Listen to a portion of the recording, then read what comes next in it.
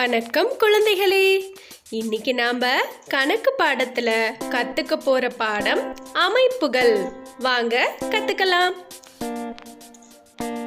அமைப்புகள் ஒரு குறிப்பிட்ட வழியில் பொருட்கள், எண்கள் மற்றும் நிகழ்வுகள் ஒரே சீரான முறையில் மீண்டும் வரும்போது ஒரு வடிவம் உருவாகிறது.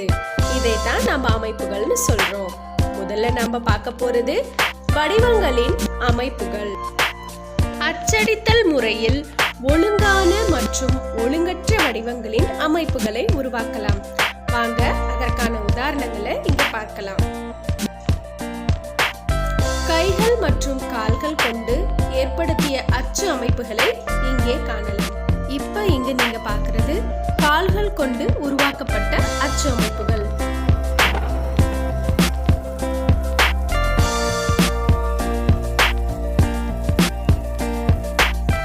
அடுத்து நீங்க பார்க்கிறது கைகள் கொண்டு உருவாக்கப்பட்ட அச்சு அமைப்புகள். இதுல பல வண்ணங்களை பயன்படுத்தி இருக்கோம்.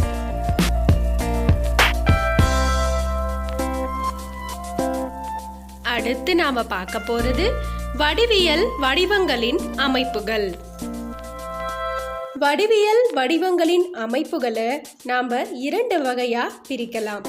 ஒன்று வளரும் அமைப்புகள், மற்றொன்று சுழலும் அமைப்புகள். வாங்க இத பத்தி விரிவா தெரிஞ்சுக்கலாம்.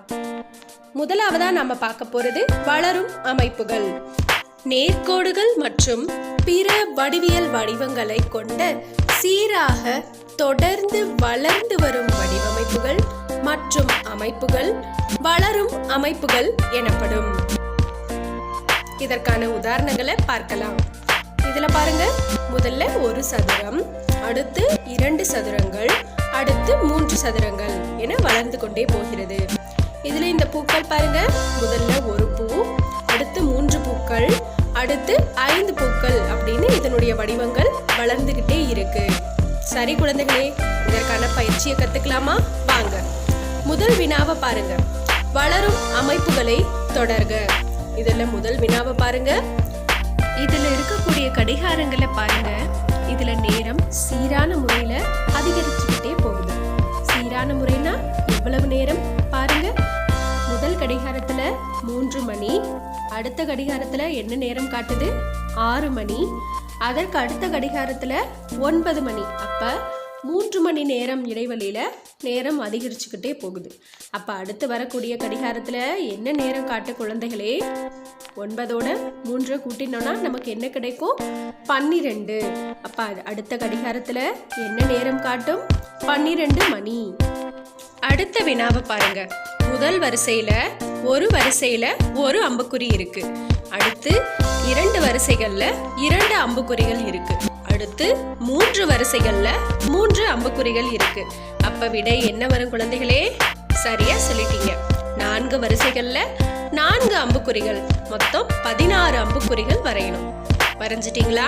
அடுத்த வினாவுக்கு போகலாமா? அடுத்த வினாவை பாருங்க. முதல்ல ஒரு பூ இருக்கு, அடுத்து 3 பூக்கள். அப்ப எப்படி அதிகரிக்குது? ஒற்றை படையில அதிகரிக்குது. அடுத்து 5 பூக்கள். அப்ப அடுத்து என்ன வரும் குழந்தைகளே? 7 பூக்கள். வரைஞ்சுக்கோங்க. அடுத்து 4வது வினாவை பாருங்க. இதுல முதல்ல ஒரு வட்டம், அடுத்து 2 வட்டங்கள், அடுத்து 3 வட்டங்கள். அடுத்து என்ன வரும் குழந்தைகளே? அடட, சரியா சொல்லிட்டீங்களே, 4 வட்டங்கள். இது ரொம்ப சுலபமா இருந்தது இல்லையா? அடுத்த வினாவை பாருங்க. முதலாவதா ஒரு செவ்வகம் இருக்கு, அடுத்து அதன் மேல இன்னொரு செவ்வகம் வரைஞ்சிருக்காங்க. அதற்கு அடுத்து பாருங்க 2 செவ்வகங்கள் வரைஞ்சிருக்காங்க. அப்ப அடுத்து என்ன விடை வரும் குழந்தைகளே? அந்த செவ்வகத்தை சுற்றி 3 செவ்வகங்கள் நாம வரையணும். வரைஞ்சுக்கோங்க.